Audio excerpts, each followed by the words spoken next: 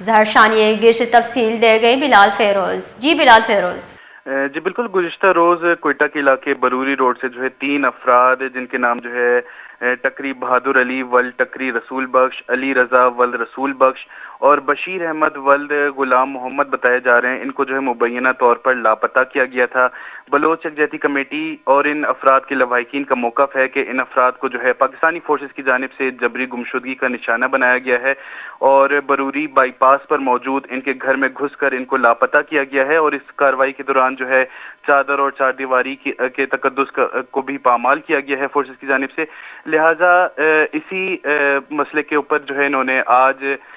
کوئٹہ کے علاقے بروری بائی پاس اور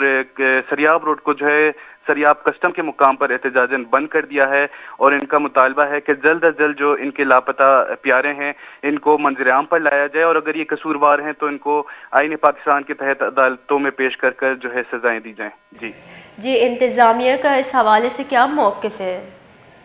جی انتظامیہ اس معاملے میں اب تک بالکل خاموش نظر آ رہی ہے، اور